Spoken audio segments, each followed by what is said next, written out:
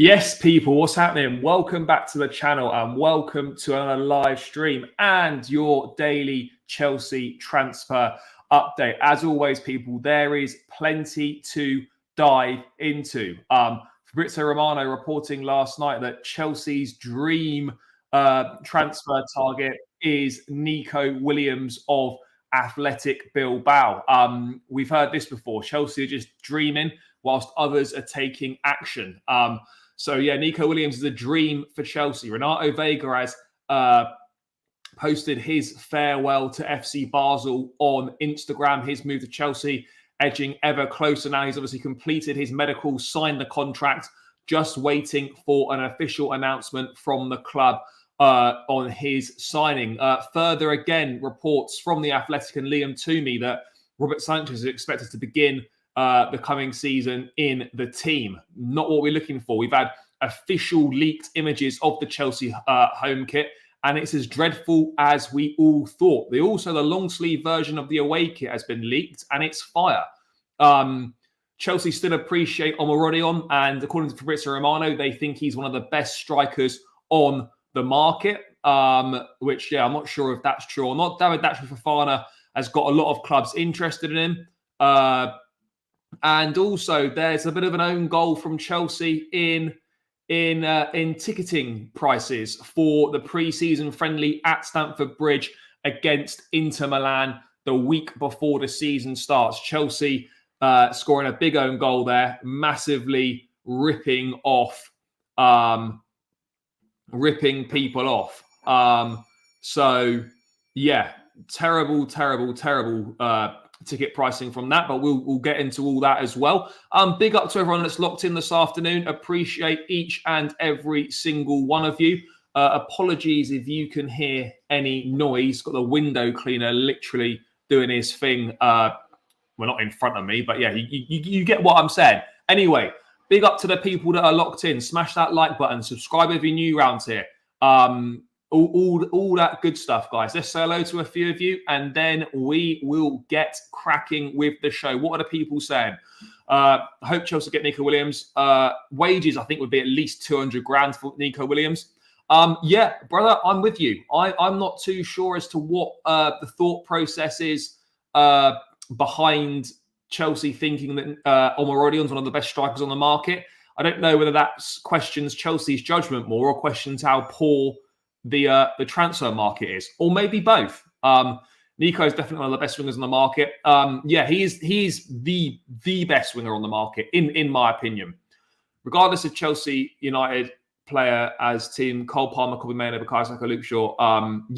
No, great performance from the boys last night. Does Omorodion want to leave? I don't think he does want to leave Atletico Madrid. I don't think he does. No, absolutely not. Plus, he's had dodgy stuff against him. I think, yeah, he's had dodgy charges against him. Or allegations made against him, should I say. Who hasn't scored shit is the best striker. If Nico's a dream, then dream bigger. Now, Nico Williams is a top baller. It would be a fantastic signing if Chelsea could get a deal done for Nico Williams. No doubt about it in my opinion. No difference to Datro, except it's more expensive. Just sign an experienced striker. Yeah, I hear you on that. I hear you on that. Oh yeah, of course they will. Because Barca will somehow pull some levers and find extra money for the signing that we're not prepared to pay. So there we go. What else is going on in the chat? So much coming in. Yes, big up. Let's wait and see. The final is anyone's game. England for sure won't be favourites. Spain have been the outstanding team in the tournament. But as with the beauty of football, particularly finals, anything can happen. So yeah, there's a very good chance. Yes, big up, brother. All good. Yeah, Palmer with the assist. Brilliant ball. Along with Danny Olmo. Olmo. I don't know why the reports were linked Olmo with Chelsea yesterday, and then that same report by that journalist, literally like an hour later, he come out and said that Chelsea weren't planning to bid, but just basically used the name for clicks, essentially. Yeah, brother, I'm fully on board with that. I fully hear you on that one. If that is the dream, go and do it. It's not like it's some impossible reality for us to achieve there. Yes, Vic, big up, big up, big up. What is going on in the chat? Anyway, big up to everyone, guys. Smash that like button, subscribe if you're new around here, as I've said, and let's dive into the show. Let's start with the Nico Williams stuff then, because it's interesting that, obviously Fabrizio's getting his information from someone well connected at Chelsea or whoever it might be, that Chelsea are still looking for a winger. Their dream is Nico Williams, but we know about the price and salary costs. The price is not an issue, by the way. The price, £43 million release clause for a player of Nico Williams' quality already. The fact that he's 21, he's only going to improve. That is a steal, an absolute steal at £43 million. So the transfer fee for Nico Williams is not an issue. The issue comes where I don't know what agent fees would be or commissions would be. But the issue arises is that Chelsea don't really want to pay his salary. But I feel like a broken record saying this, but what are we expecting? Are we expecting top players just to play or for not very much money? Is that what we're expecting now? We're better than that, aren't we? We are better than that. Surely that's not what we're doing. We're just hoping that they'll accept less money and come and join us because the Conference League is so alluring. There's so much stability at the club. We're a really attractive proposition. Is that really what we're doing here? Is that what we're doing here? I just don't understand it. I really don't understand it. We're just dreaming. Guys, stop fucking dreaming and start doing something. We're fully focused on a winger. Yes, there's options out there. Go and fucking sort it out. This is not something that I'm looking at here and thinking, oh yeah, this is a difficult thing to sort out. This is not a difficult thing to sort out, by the way. I'm not speaking from any experience, but there are good footballers out there. We could absolutely do something with Nico Williams. At least go for it. At least give him a decision to make. Don't just stand there admiring him and watch someone else go on there. It's like, I don't know, it's like, if you're out and about or whatever and you like a girl and then you're just going to stand there and watch another geezer just crack on with them and you're just going to admire it from afar without actually fucking doing anything about it. Like, this is exactly what it's looking like here. With Nico Williams, Chelsea are just like, we've got a chance here with this girl. I mean, it would be great, Actually, let's just watch someone else go and whisk them away. Guys, come on, let's show some fight. Let's put some resistance up. Let's give these people an actual decision to make. Don't just fucking not bother. Go and put an offer on the table. Just go and do it. What's the worst that's going to happen? They say no. Fine. Well, they're definitely saying no if there's no offer from the table and we're just admiring, we're just standing in the corner. Guys, come on. What are we playing at here? We're big Chelsea. Like, what's stopping us from putting a bid in? Let's go and do our thing. But obviously, maybe we just, I don't know, maybe we just all talk again. All talk and no action. All talk, no action. Brother, if he comes, unbelievable. I'll be absolutely delighted if he comes. But I've got to be honest here. The reality of the situation would suggest that this brother is not coming because we are not prepared to pay the money for him. And he'll either stay at Bilbao or he will go and sign for Barcelona, who have got major financial issues, but despite that, can still go and do a madness on fees and wages. I don't get it. It really makes little sense to me. But you've had the Athletic Bilbao president speaking today as well, saying that they've got a top project at the club with no limits, and they're able to keep hold of players like Nico Williams. So make of that what you will. Let's see what we do there. But ultimately, yeah, I mean, I was impressed with Javi Simons last night. Really impressed with him. Scored a banging goal. Again, PSG don't want to sell him, but they're open to loaning him out for the season. So, look, I'm not saying that Chelsea are going to go for a season loan for Javi Simons, by the way, but Javi Simons is a brilliant footballer, a real top baller. So I would absolutely make a go of it.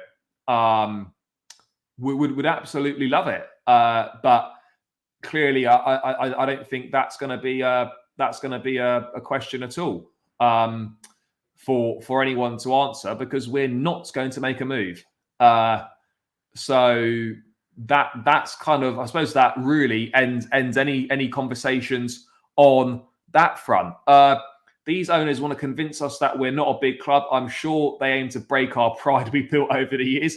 Certainly feels like it sometimes. Loan to buy, maybe.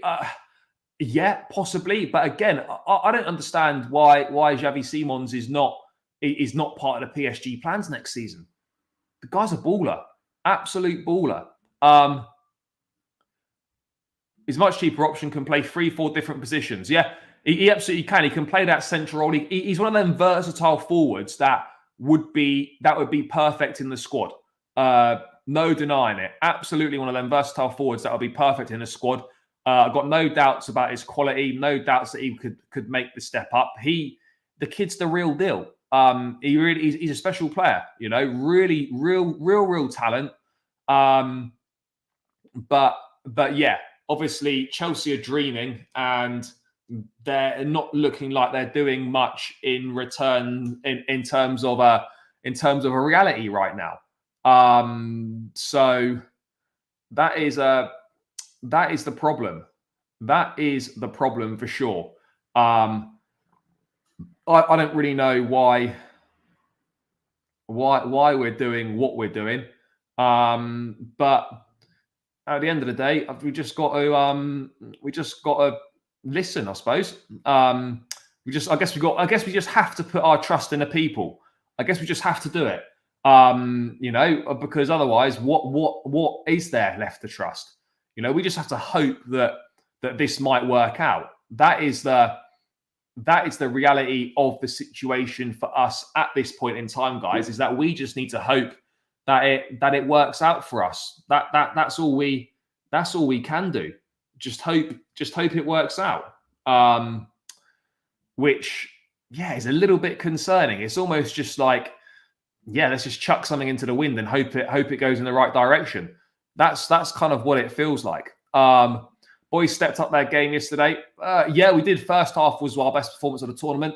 Second half, I didn't think we were particularly good. The changes worked. The strength of options from the bench is ultimately what made the difference. But yeah, we're going to have to, against Spain, we're going to have to find another level. We're going to have to find levels we haven't yet shown. That's the reality. Stop all this talk of admiration for this and that player. I'm an admirer. Yeah. Yeah, brother, I hear you on that. Bayern seem to be favourites for a second loan. Yeah, I've seen that Bayern are interested in a loan for him. Yeah, it would be a good move for him. He knows the Bundesliga. I think he'd do well in that Bayern team under Vincent Kompany. If Nico Williams is coming, Mudryk or Sterling must leave, and that's not happening. We're not looking at Nico for this summer. No, but Nico could play right side. You know, there's nothing to say that he can't play right side. Of course, obviously he's predominantly a left side, but if he's right footed, then that's all right. I suspect Argentina will win. I don't see Colombia doing the business in that one, but you never know. No, but we're not talking anything crazy here. We're talking 43 million quid, which is a bang average transfer fee in this day and age. And we are talking, all right, wages of around maybe 200 grand, a bit more. That's not a lot for a top player with loads and loads of potential. And, you know, that's the problem. We're just going to get left behind because other teams will be prepared to pay the money that we aren't prepared to pay. So yeah, that would be my concern on it. Absolutely my concern. That's one report from I don't want to disrespect people's work, but from not a very good source. If we're being honest with ourselves here, no sort of main sources or any sources that are anywhere near credible, in my opinion, I've reported any interest from Chelsea and Pedro Neto. But Pedro Neto, another one who would make a big difference to this team. We're talking about level raisers here. We're looking at level raisers. Nico Williams, level raiser. Pedro Neto, for me, a level raiser. You know, the guys that we've brought in so far, you know, good footballers in their own right. How many of them are level raisers? Next to none of them are a level raiser. And that, for me, is a big problem. Because, yes, okay, maybe we're improving the squad, but we're not improving the first team. And the first team has not been good enough for 2 years. So how is the first team suddenly going to be good enough by not adding any players that actually improve it? So the maths is not mathing on this one with the business we're doing. The maths is not mathing, people. You're not getting the best players in the world on cheap wages, not anymore. No, you're not. Full stop, period. You're not getting the best players on cheap wages. It's just not happening. I mean, look, Nico Williams is a top player, but I almost have a sense, right, that if he miraculously ended up coming to Chelsea, you know, he'd probably just turn out being really average for us. He really would. It just has that feel to it that he just feels like he would just turn out and be average, which is not what we it's not what we want. So there we go. There we go. But I don't think Pedro Neto is injury prone. Yeah, he had injury problems last season, but it was more the fact that it was a recurring hamstring issue. It's not like he's picking up loads of different injuries here and there. It's genuine, like it's just the recurrence of a hamstring problem. That was the main issue he's had. Enzo of Argentina, Palmer, Gallagher, and Cuckoo in Europe. Chelsea have champions of America and Europe in the squad. Yeah, we do. We absolutely do. Guaranteed to have a European champion at Chelsea next season, whether it's Palmer and Gallagher or whether it's Cucurella. So yeah, let's wait and see on that front. Javi Simons, Madueke reunion. Was Javi Simons at PSV? Yeah, he was at PSV, wasn't he? Yeah, Javi Simons was definitely at PSV, guys. I remember. I do remember. Yes, big up, brother. What do you think of the leaked home kits? Bro, I'll be honest. I think it's poor. I'm not a fan. It's awful in my opinion. I will dive into the kits later on, but yeah, I just think it's dreadful. I've got to be honest. The pattern is an eyesore. It actually hurts my eyes to look at the pattern on the shirt. Having said that, I'll probably still be wearing it next season anyway because you know it's what you do. Yeah, I agree. The quality of the Euros as a whole has been poor. It has. Let's hope Veiga lights up the league. Well, yeah, I mean, let's hope so. But ultimately, guys, you know, there's no guarantees he's even going to be part of the first team squad next season. No guarantees at all. You know, he's going to be assessed before going out on loan, potentially going out on loan if Chelsea deem that he needs a loan to continue his development. Difficult to improve a front three of Palmer and Kunku Jackson. Look, what I mean is though, like I'm not necessarily talking about the front three. I'm talking about just something that's going to improve the team in general. I just don't think any of the signings we've made actually push this team forward anymore. You know, I don't look at any of the signings we've made and think, yep, these guys have definitely increased the level at the club. These guys are going to push the team forward. You know, I could be wrong, but right now, sitting here and looking at it, I'm seeing it and I'm thinking, right, okay, Kellyman doesn't push the team on right now. Neither does Guiu. Esteval's not coming until 2025. Tosin, does he improve the team? Maybe you could make a case that he might do. And then we're looking at, who's the other one? I can't remember the other one now. We've signed Dewsbury Hall, signed Tosin, Kellyman, Dewsbury Hall, Guiu, and Esteval, Guiu,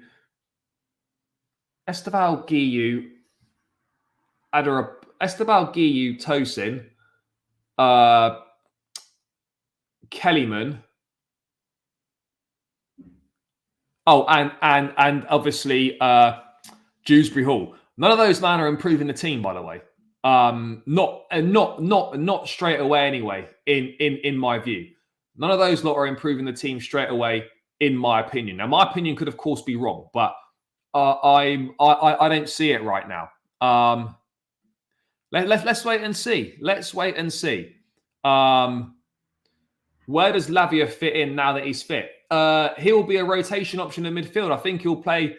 I think he's good enough to play in that box-to-box number 8 role. I think he's good enough to play in a pivot. He can obviously play the deepest lying role in the midfield as well. City aren't in for Olmo. My friend doesn't rate Tosin. I would say it was just sour grapes. I would absolutely agree with you on that one. Absolutely, just sour grapes. Tosin's a good baller. My main thing is that he doesn't take us to another level. I know there's not that many level-raising players about on the market, but Tosin doesn't take. I don't think Tosin takes Chelsea to another level. I don't know. I'm always a bit unsure on Xerxes. Doesn't play for Holland. Scored 11 goals in Serie A last season, and people are gassing him up. I think there's a talent there and there's ability there. But if I was looking at what Man United needed from a striker this summer, I wouldn't have had Xerxes on the list.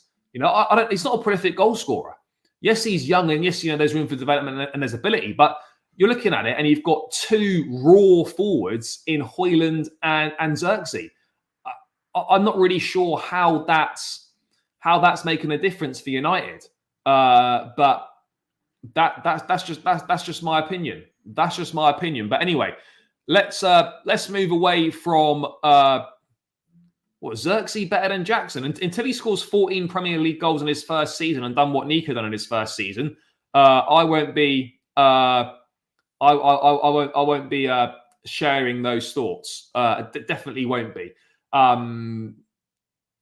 So there we go. Anyway, let's move away from dreaming about Nico Williams and let's go and talk about the best striker on the market, according to Chelsea. And that is none other than big Samu Omorodion.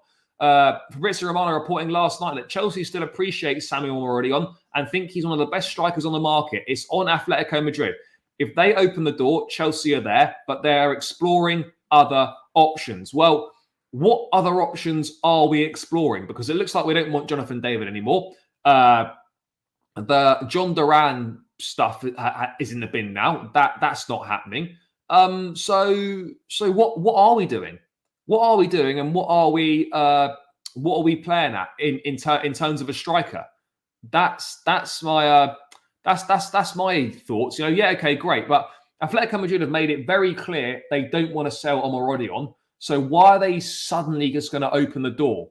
The only way that this is going to happen is if Chelsea cough up big money, which I don't think they're prepared to do, or if Omorodion goes to Atletico Madrid and tells them that he wants to leave.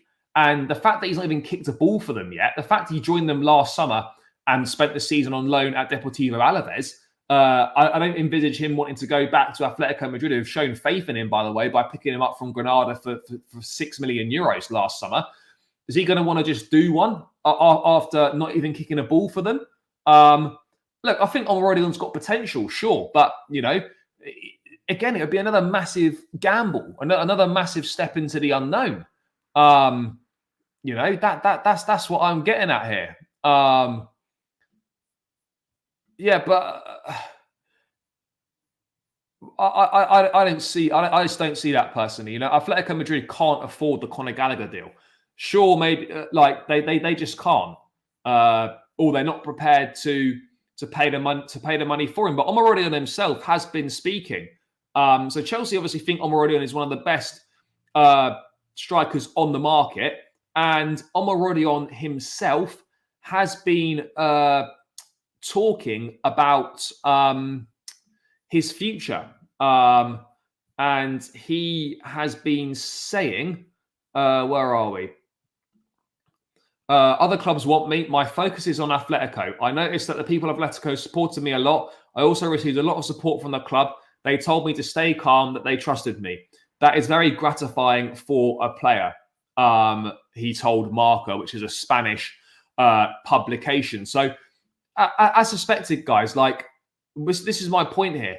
Chelsea aren't such a massive pool right now that, you know, this geezer would just literally pull up, you know, not going to make a single appearance for Atletico Madrid, and I'm going to bounce straight away to the Premier League after, like, having achieved very little so far. You know, yes, of course, you've got to, yes, of course, you've got to take a slight gamble on these things. If he stays at Atletico Madrid a couple of seasons, does well, then the price is obviously going through the roof. We do know this. We absolutely know this. But yeah, I mean, I think right now I don't see the door. I don't see where the door's opening from already. Please tell me. Please tell me where.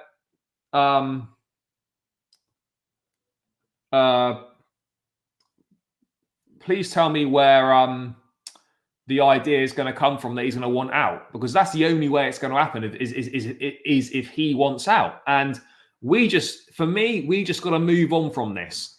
We just need to move on. I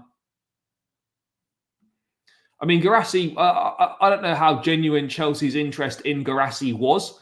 But yeah, he's on the verge of joining Dortmund. He has been a slight problem with a medical. I just want to check an injury that he picked up in his last international game.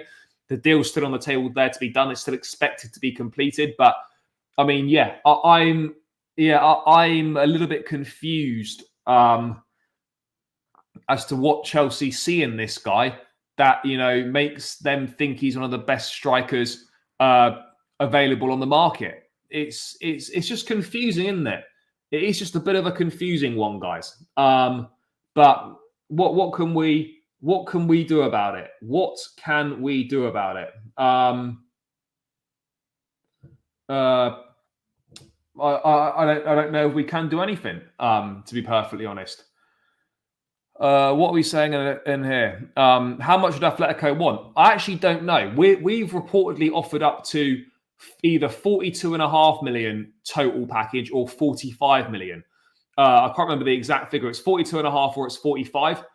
And either way, that's got to be the limit. We can't be going north of 45 million pounds.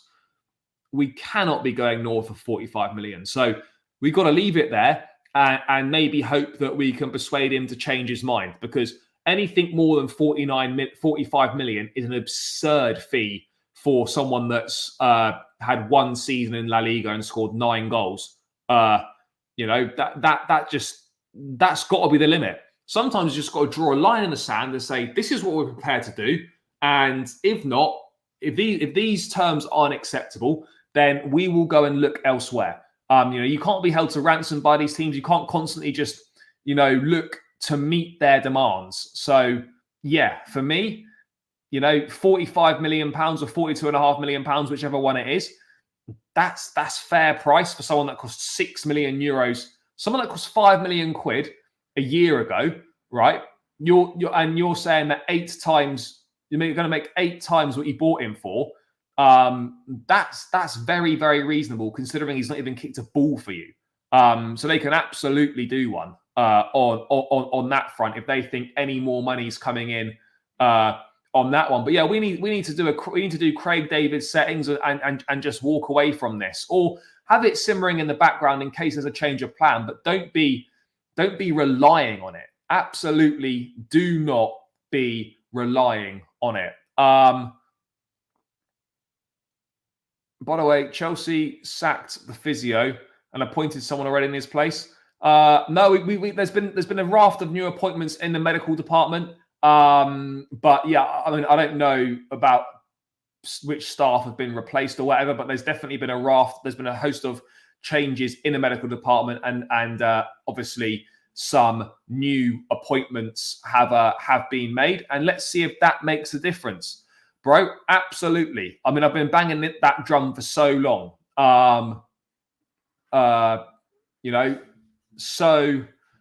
So long. I've been waiting for that to happen.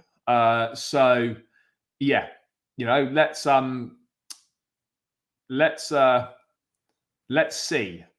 Let's absolutely see on that. But yeah, Toney should be under consideration. I would absolutely love Chelsea to sign Ivan Toney. I'm fully aware that the chances of it happening are virtually zero. But we can dream. Chelsea are doing a lot of dreaming at the moment. So why can't we dream as fans that maybe, maybe we might go for an Ivan Toney?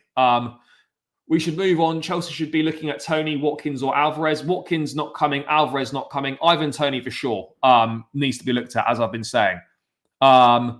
What else has been being said here? Yeah, Watkins is not going to leave Villa. That's a deal that just simply isn't going to happen. Isn't going to happen. I mean, guys, let me know your thoughts. Do you think, by the way, can we get top 4 next season, in your opinions, with no further additions to the squad? So with the squad as it is, do you think we can make top 4 next season with no further additions to the team? Let me know your thoughts in the chat, because part of me thinks, let's just go with what we've got, try and keep the team, let's work on keeping the players fit. And arguably for me, if we can keep the majority of the squad fit, then that for me, means I think we'll finish top 4. But it's on the proviso the squad stays fit. I think last season we were a top 4 side. We were. Obviously, the consistency let us down, but in the end, we finished 5 points off the top 4. That was the squad's top 4 quality, and it is capable of top 4. It just depends on what level of consistency we can reach. But yeah, the top 4 is wide open this season. Wide open, in my opinion. Where's Alvarez news? Chelsea were never in for Alvarez, yet there was some sort of, lukewarm links at best. It's going to take a ridiculous price to get him. So no, he's not going to be coming. I don't want these unproven strikers. I agree. Look, Toney is on wages are next to nothing. He'd take a 100k, a 150k, or whatever it might be. I'm pretty certain of that. I think we do worse this season. Fair enough. Honestly, yes. I think we'll finish 6th or 7th. No, depends on how United, Liverpool, or Villa perform. 6th or 7th. Yeah, this is the thing, and it's a big if, by the way, because this is Chelsea, and injury problems have plagued us for the last 3 seasons at least. But if the players stay fit, this is a top 4 squad. It was a top 4 squad last season, but the injuries cost us, plus obviously a lack of consistency. Yeah, if Reece and Nkunku can play 25, 30 Premier League games, then that's a big plus. Big plus. We should just stick with what we have. Angelo and Santos are basically signings. Yeah, look, I hear you on that front. The fact we're still desperate to sign a winger goes to show that the club don't believe in Andre Santos. That's the reality here. Because if Santos can't get his chance now, and the team are looking to buy another winger, when the likes of Esteban arrive and Kendry Páez, Angelo's not getting a look in. So I think we can safely say now that Angelo is not getting a chance at Chelsea. You know, if he's not going to be in this season to at least maybe to show that he can potentially do something, then yeah, for me, Angelo is not playing for the football club. It's kind of quite a simple one for me. He's he wouldn't be playing for the football club. So people that look, I think Angelo done okay last pre-season, by the way, but there's a big difference between doing okay in pre-season and then obviously cracking on with in the actual season potentially doing the business. Those are two very, very different things. No top four, according to me. I hope they prove us wrong, but I feel our defense let us down. Let's wait and see. As a fan base, I think we should set our expectations low. To me, the expectation has to be the top four. I'm expecting a fourth place finish minimum. I'm expecting a fourth place finish, and that for me is not an unrealistic expectation. You know, this is the second year now we've gone without the top four. It's not unrealistic to expect top four next season. And I don't think that's an outrageous expectation to have. I absolutely don't. By the way, guys, keep smashing the like button. We're 103 in the building, 65 likes. Keep smashing that like button. It really helps me out. Let's get this to 100 likes as quickly as possible, people. Keep smashing the likes and subscribe to the channel if you are new round here as well. It would be greatly appreciated. Guys, we are 9 subscribers away from 10,450. Let's hit that little milestone, guys. So please smash the subscribe button, join the channel, become part of the community. I would really appreciate it, guys. It would mean a lot. So, please smash the subscribe button. Let's get this to 10,450 and let's keep moving towards the 10.5K. Let's try and get these 9 subs to knock off and reach the next little mini milestone. So do your thing, people. Smash the like button and subscribe if you are new round here. It would mean a lot. It takes seconds, not asking for money, so I would really appreciate it. No top four for us, according to me. I hope they prove us wrong, but I feel like I've done that. Not heard much about City. I think they've agreed a deal to sign Savio from Girona, but other than that, links with Man City and players has been very, very quiet, but it's not like they exactly need very much. What is your prediction for Chelsea next season? For me, top 4 and win the Conference League. Having Sanchez as starting keeper and not having an experienced striker. I hear you. Would you take Osimhen if he lowered his wage demands? Yeah, if the finances made sense on a deal for Osimhen, then yeah, I'd absolutely, I would be there for it. I would be fully on board with it. If Osimhen if the fee was to drop and he were to drop his demands in line to what we would be prepared to face, then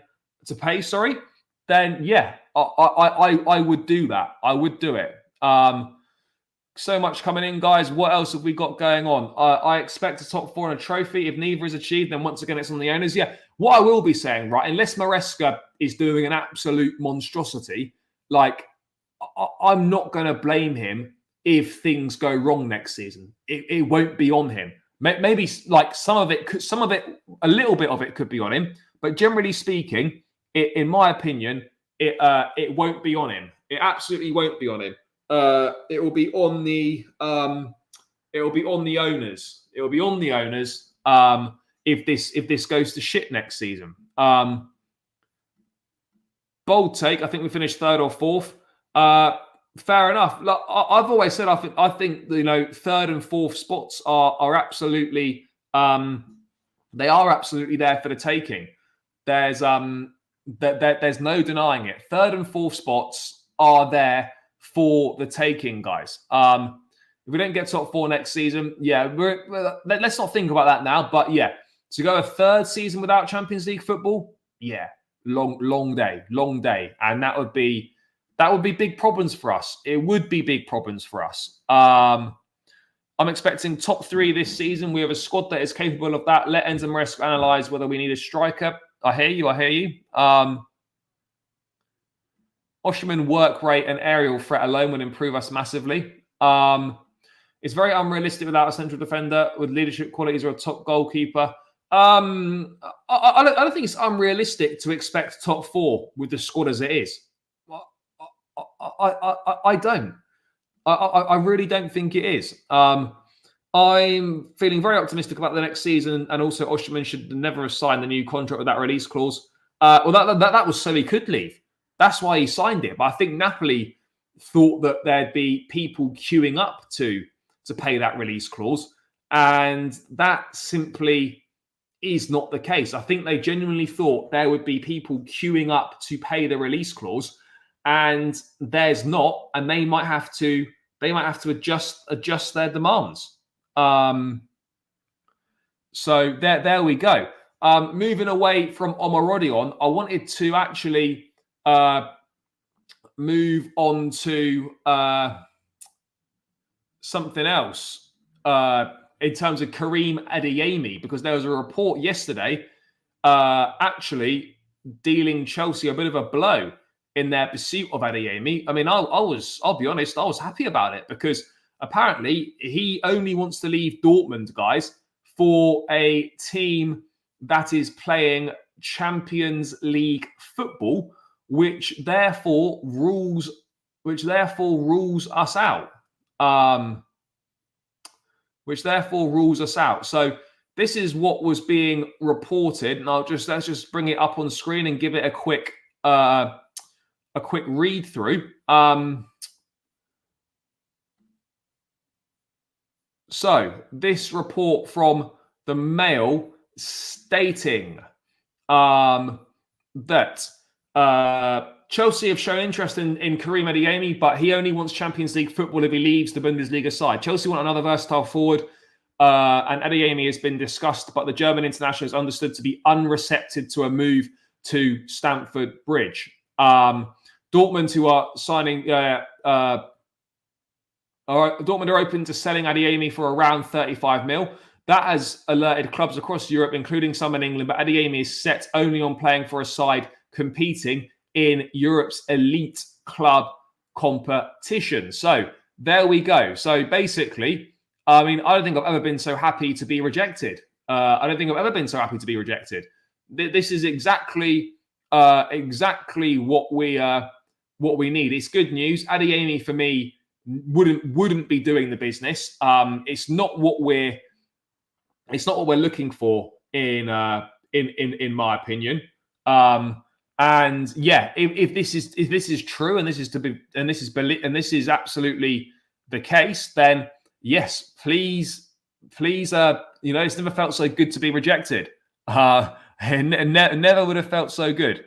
First 10 games, first 10 games are massive, absolutely massive next season. The first 10 games, no doubt about it. In my view, absolutely crucial, people. Absolutely crucial. As soon as United sign De Ligt, no, they won't. This idea that people think, well, where's this idea coming from? That people think De Ligt is some sort of game changer. The geezer's not improved since he left Ajax. There's a worrying trend occurring that big teams are just happy to move him on.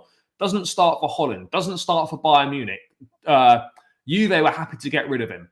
Like, there's a player in there, but the geezer's not some sort of level raiser. He isn't. And he doesn't even start for the Dutch. He's behind Stefan de Vrij in the pecking order. So this idea that he's going to be a level raiser for Man United, I mean, where's that coming from? Anyway, what are the people saying in the chat about Adeyemi? I'm pleased about it. No disrespect to the kid, but he seems to me like he's a bit similar to Mudryk in terms of he's a bit of a pace merchant and his end product's not particularly good. We don't need another project to work on the wings. We absolutely do not need that. That is not what we're looking for, people. Not what we are looking for. Some sort of project player on the wings. I say challenge. Hear me out. I have logic. We're getting back in Kunku, Fofana, James. This with a system that fits Enzo and Caicedo better. Cucurella's improved. Sure, but there's still ifs and buts of actually the guys going out on the pitch and performing. Even if all the pieces are seemingly there, there's still, you still got to actually go and do it. Morata to AC Milan, Kolo Muani to Atletico Madrid, Osimhen to PSG, Lukaku to Napoli. Well, Osimhen to PSG, maybe. But I don't see PSG giving up on Kolo Muani when they spent like 100 million euros, best part of, to bring him in last summer. They're not going to move him on after just one season. I mean, they might do. Maybe that's just a PSG thing to do. But yeah, I'm not buying that. What else are we looking at right now? Players like this just clog up the squad.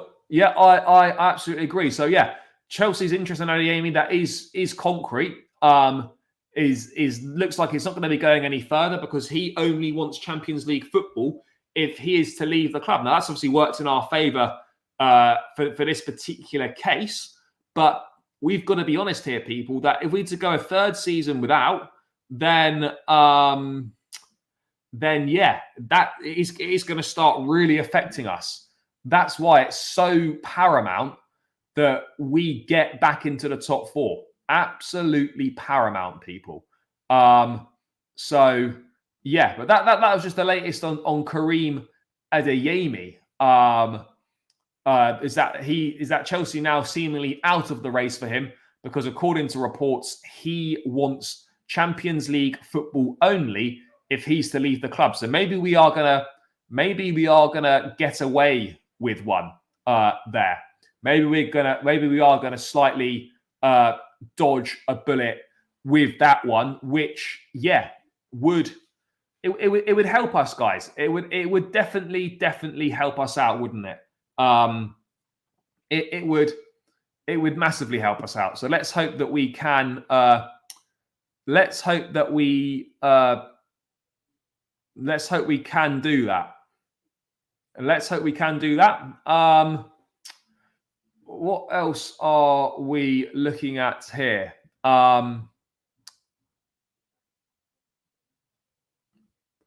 Napoli won't go for Lukaku to Osimhen sold. Yeah, literally, Lukaku going to Napoli is dependent on Osimhen leaving the club. So until Osimhen leaves Napoli, then Lukaku is not going anywhere.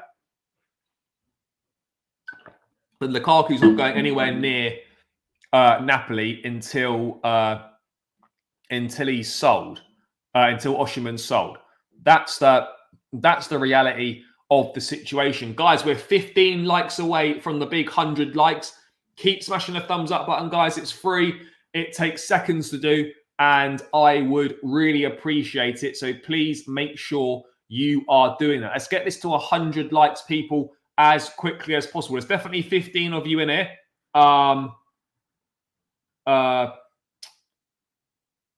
Then let's do it. Let's get it done, guys. Smash that like button and subscribe to the channel. There's been no new subscribers today, which is poor, guys. Let's keep it going. Subscribe, and let me know in the chat once you're subscribed. And we're 8 away from 10,450. But keep smashing the likes, keep subscribing. Someone let me know when we've reached 100 likes. I expect us to hit 100 likes in the next 10 minutes. So do your thing, people. Let's get to work. Our best players will put transfer requests and we don't get into the top four. If it keeps going on for a while, then there's the potential for that to happen. Omorodion Kunku maybe bench. I don't see any position he fills in. Look, I hear you. The versatility is almost a hindrance, isn't it? To a slight degree. But yeah, I don't envisage a situation wherein Kunku doesn't have a key role in this team. I would be shocked if Nkunku didn't have a key role for us next season. But yeah, you just don't know. But I would be really surprised if Nkunku wasn't a big part of the plans next season. I fully expect him to be a big part of the plans and to play a key role. But yeah, let's move away from Karim Adeyemi. Looks like we can put those rumours to bed of a move to Chelsea. And we are now going to quickly move on to what are we going to move on to? David Datro Fofana, people. David Datro Fofana. Let's just find this brother now. Apparently, like I said the other day that I didn't think he was good enough for Chelsea, but I also, can admit that why not just have a look at this guy before you hastily sell him?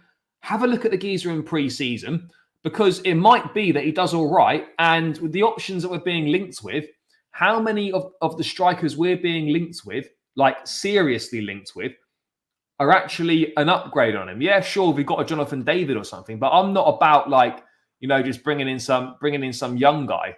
I don't get. I'm not really sure why we wouldn't be prepared to just have a look at him. I'm not saying he should be part of the first team squad next season, but he should be on the pre-season tour, and he should seriously be looked at as a potential option for next season. I know he's going to be. I know that he's going to be a guy that gets flipped for profit. We know that. I'm not stupid. Like, I'm fully aware that is what's going to happen. But why not just have a look at him? You're looking for a striker. You've got him on the books. He's not really had an opportunity at a football club.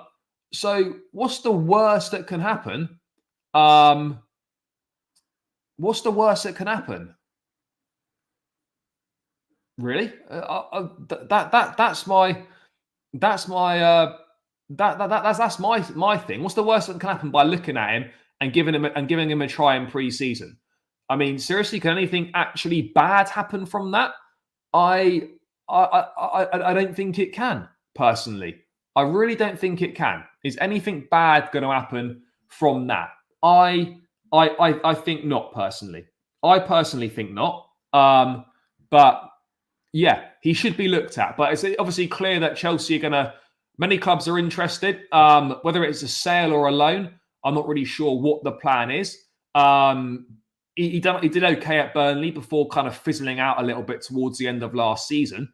But yeah, we should just use him. Just use him, guys. Give him a try. Just use Datro. Duran cannot be much better. We're not going for Duran. I think Duran's about to join West Ham. If we get 20 mil for him, I'd sell him. And Broja are not good enough, let's be honest. Many clubs, yet not a single rumour of which club. No, but clubs for sure will be interested in him, whether it's a loan deal or whatever. I mean, I don't know what price rise Chelsea would ask for. I suspect they'd accept 20 million quid. I think we paid, 11 or 12, was it? I can't be certain, but I think we spent about 11 or 12 on him, if I remember correctly. But I could be wrong on that. But all this talk about looking for strikers, we've got one on the books that we've not looked at, and that, in my opinion, should be looked at least. It should at least be. I'm not saying he should be part of the squad or anything, but just look at him. Just look at him. And see what the possibility is. Just look at him and see what the possibility is, because I would like to see it. I would like to see the possibility. I really would. So yeah, but that's the latest on that. Datro Fofana probably will leave this summer, whether on a free or not a free, sorry, whether on a permanent or a loan. When did I say that? When have I said that? I haven't once said that.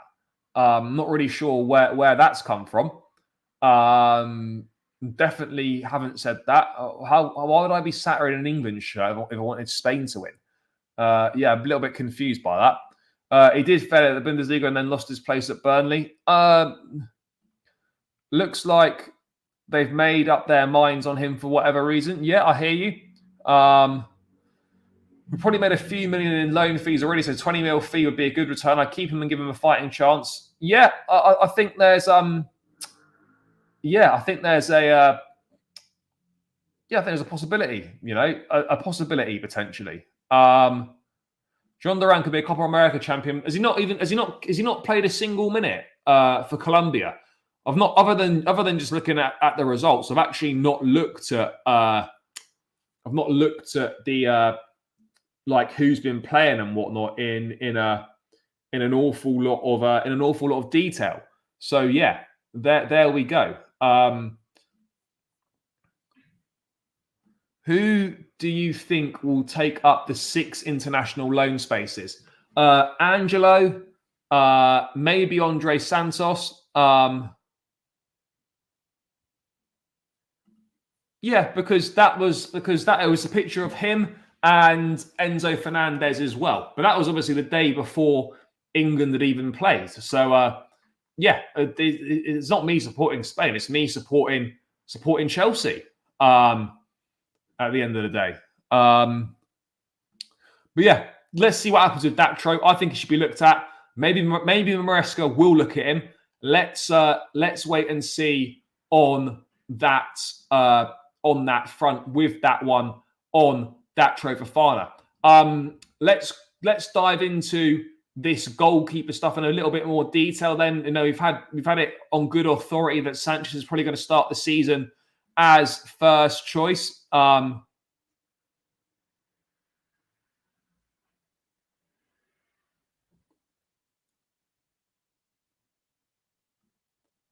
Robert Sanchez is expected to begin the coming season in the team and produced stretches of solid short and produced stretches of solid short distribution during the previous one. What does that mean? Oh, but there were also enough slow decisions and passing errors to make fans very nervous. Let's have a look as to why. Let's have a look as to what that article is saying. Let me just bring it up now.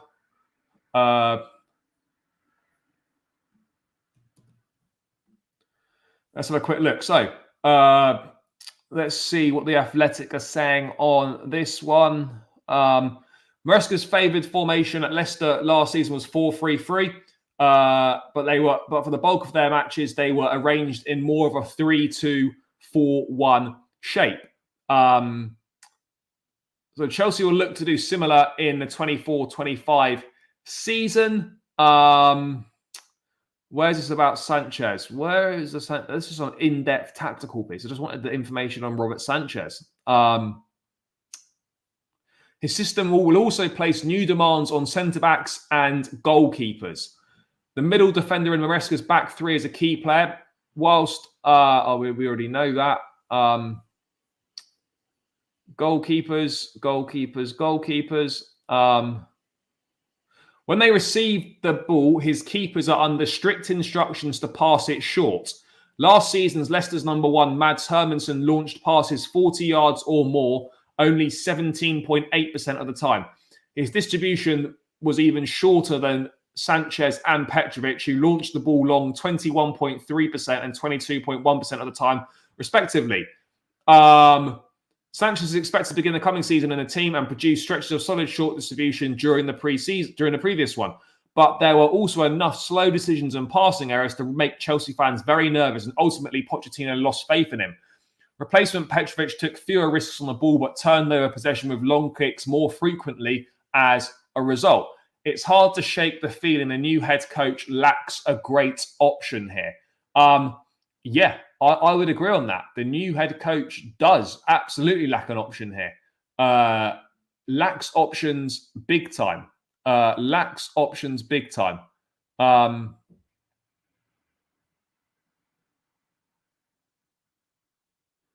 No, they are. It's true though. Like you don't have to. Like it's not about shitting on Sanchez as a player.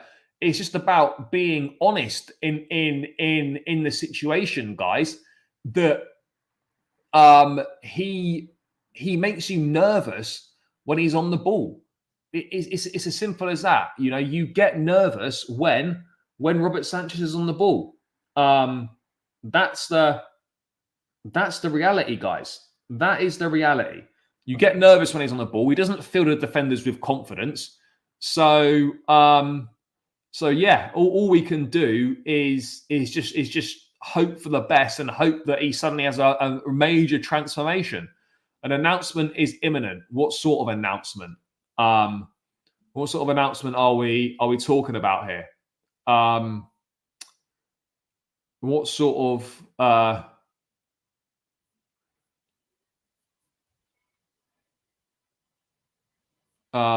what sort of announcement are we talking about here? I don't really know what you're referring to. Yeah, Petrovic should stay as number one. Absolutely.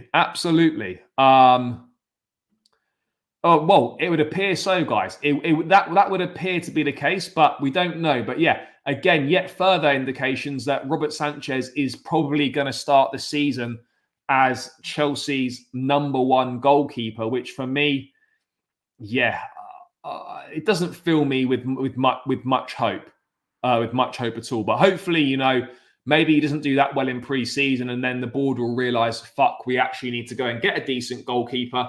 And we will look to sort that out. Let's hope that happens. But people, keep smashing the like button. By the way, guys, have we reached 100 likes here? Let me have a quick look.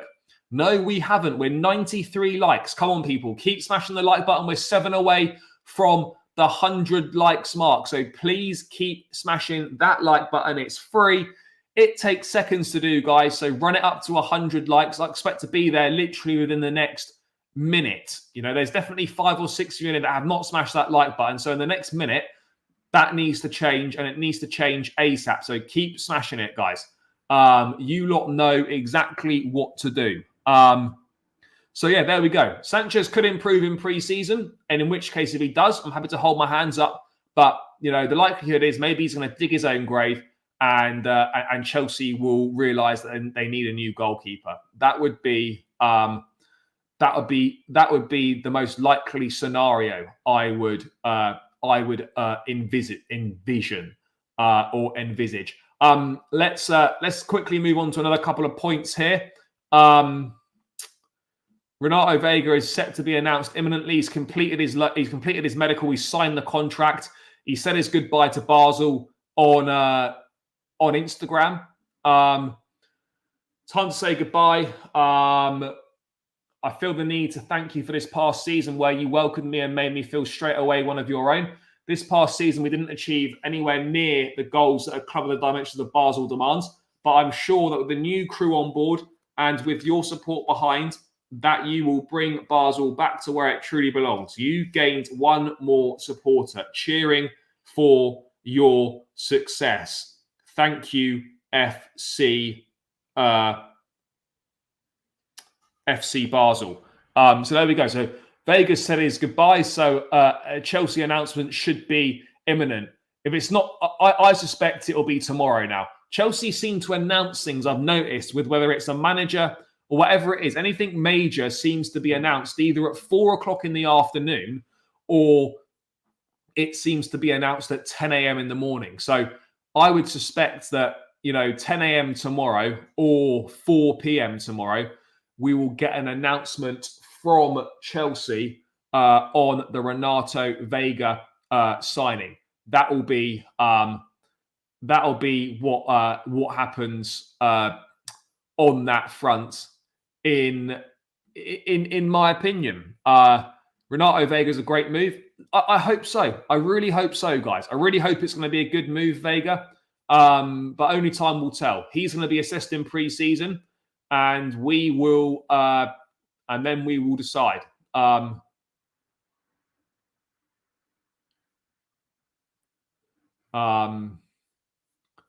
then we will decide on that one. So we will see. We will see, people. We will absolutely see. I mean, look, the guy's played one season in the Swiss League. I think we need to rein in the expectations a little bit. But sure, there's something there. There's ability there. Let's see how he does. But the guy played 26 games in the Swiss League last season.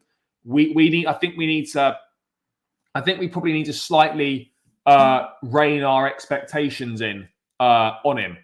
That would be my personal opinion on the matter. We need to sell more players. I absolutely agree on that front. We do need to sell more players. Chelsea should absolutely. I mean, it wouldn't even be a question. I mean, if a Diogo Costa deal was on the table to be done, then it's a no-brainer. Absolute no-brainer. It's not no questions to be asked.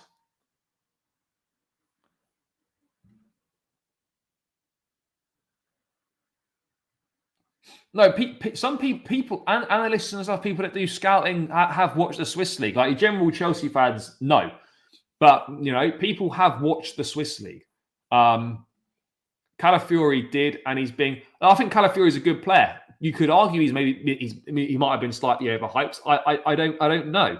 But, Calafiori is a good footballer in my opinion. If Chelsea didn't sign another player this summer, how would you feel? I wouldn't be that disappointed because I think we've got plenty of options.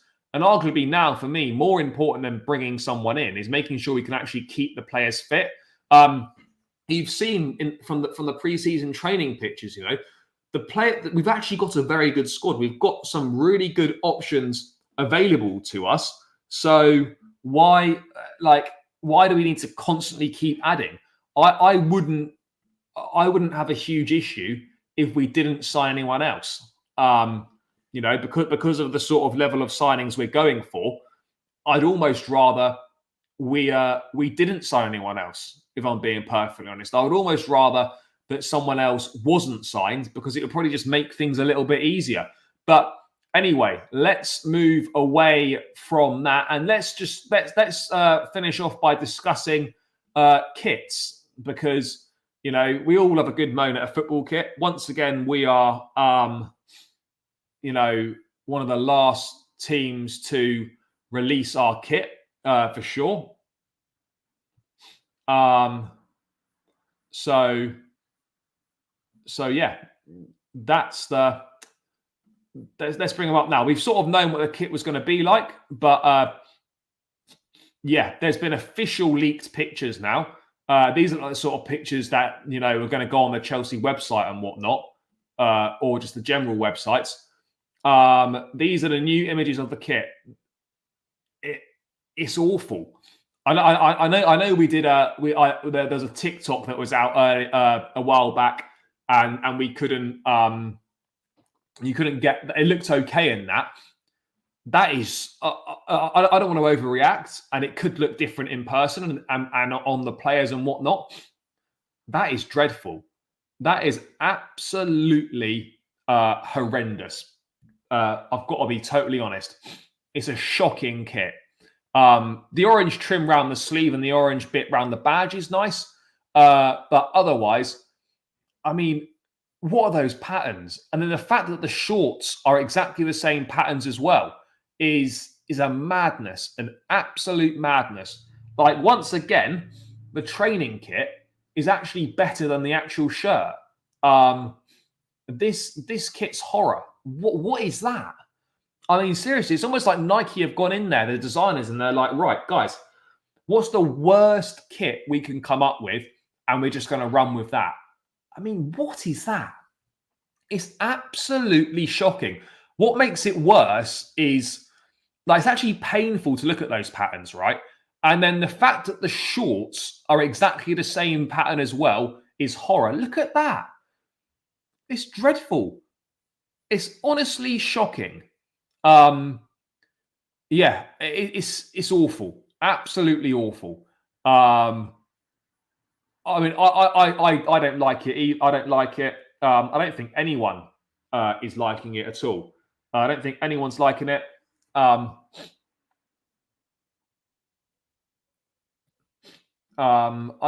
just don't like it at all. Not a fan of it. I just think, like, the patterns are way too in your face. They're not. If they're a bit more subtle, it perhaps wouldn't be as bad. But they're so in your face, it hurts my eyes to look at it. It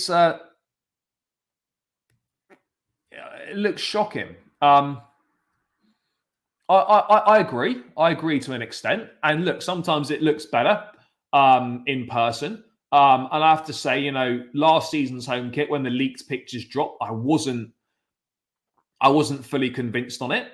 But I think this time, it's not good. The training kit is comfortably better. Comfortably better, the training kit is, which that in itself is an issue. How can the training kit be so much better? That is what I'm not getting. Not getting that at all. But yeah, that is the home kit there. We're still waiting. I saw the white splashes were faded. It doesn't appear that the white splashes are faded at all.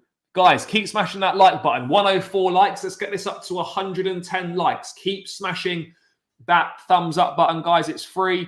It takes seconds to do. So please do that, guys. Let's get this to 110 likes. And how have we been getting on the subscribers front? We need 6 more likes to 110. Keep hitting the like button, guys. And subscribers-wise, 7 more, guys, to hit 10,450.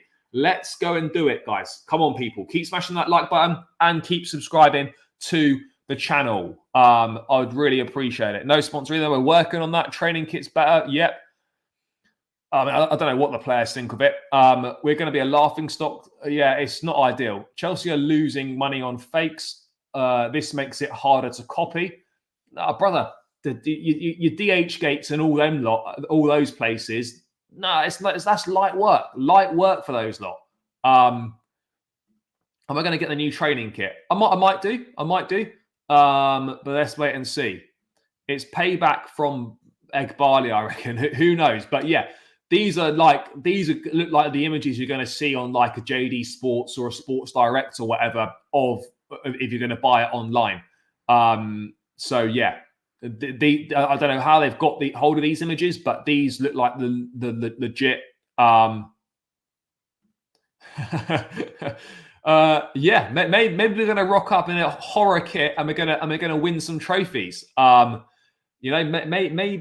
Maybe that's what's going to happen, but yeah, I'm not sold on it. However, going from one extreme to the other, the away kit is fire. It's absolute flames. This away kit. A long sleeve version is leaked on Footy Headlines. That's so nice. I mean, how can you get a home kit so wrong? But then you can get an away kit seemingly so right. It's class. I really like that. Really like it a lot. There's something about long sleeves that's making a bit of a comeback. I personally probably won't be wearing any long sleeve versions, but like that is night and day from the home kit. How has the home kit got so wrong, and yet the away kit is so right, and the third kit is pretty good as well.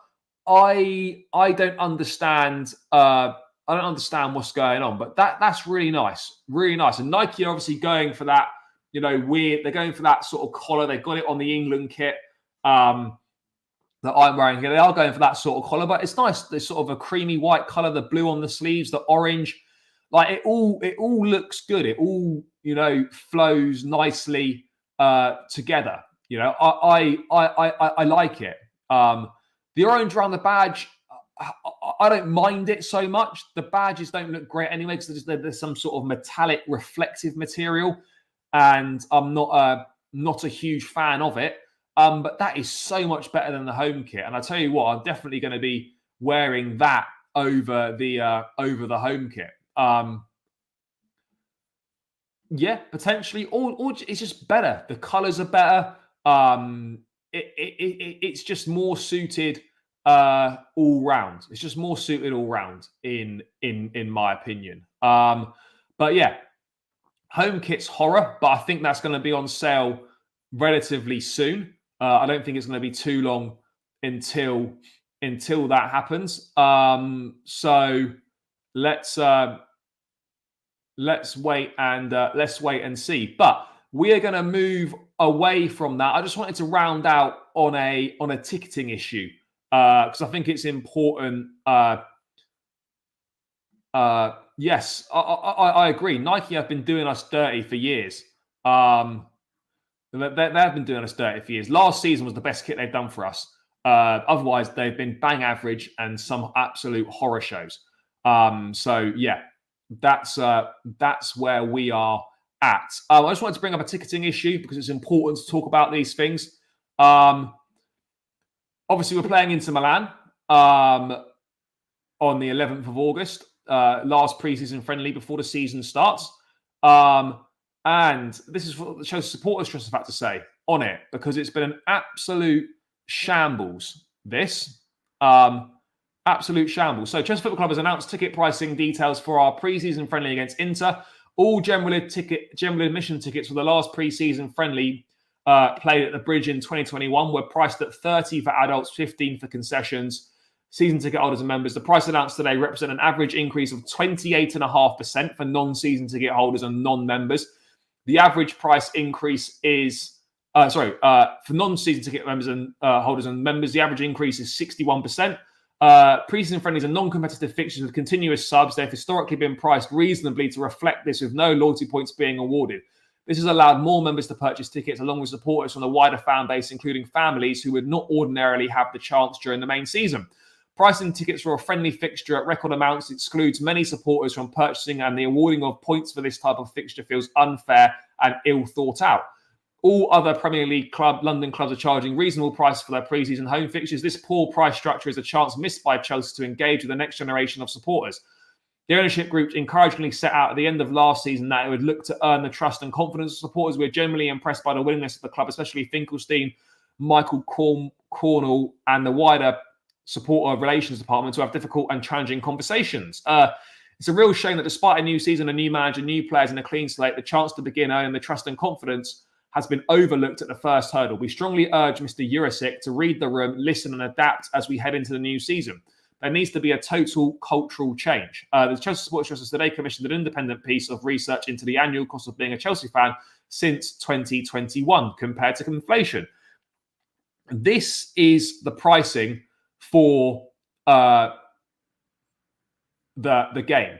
The increase in pricing from the last season ticket, last pre-season game at Stamford Bridge. They're looking at charging you. It's costing more money, right, to go to a pre-season game, okay, than this pre-season game, right, is priced more expensively than cup games last season. It's utter madness, utter madness. You know, if you wanted to buy a couple of tickets and sit in the West Lower for a pre-season game, you know, sort of, you might take your family to their first Chelsea game or whatever. Bro, it's going to cost you a madness. It's going to cost you over 100 quid. If you wanted to sit in the West Lower, right, it's going to cost you over 100 quid. It's £29 more expensive compared to the last pre-season friendly at the Bridge. These are shambolic prices, right? And we shouldn't be standing for it. Should not be standing for it whatsoever. It's a huge missed opportunity by the football club here. Massive, massive, you know. Just it should be 20 quid. Should be 20 quid to go to a pre-season game. This idea that, you know, pre-season games are being priced this badly is beyond this. You know, people should be boycotting this match, but obviously there's loyalty points on offer, and people seem to forget what they're buying.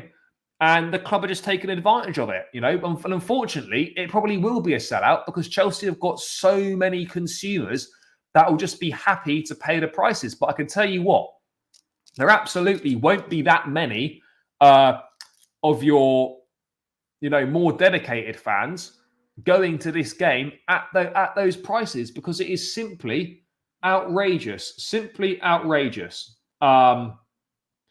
You know, it really is. I'm not pleased about it at all. Not pleased about it at all. So it's really important that people that, you know, this is a stand is made on this, and hopefully the club will change their mind, because it leaves a really bad taste in the mouth going into a new season with that ridiculous set of ticket prices for a fucking pre-season friendly.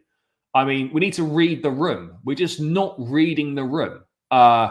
You know, it's just an indication of more poor decision making.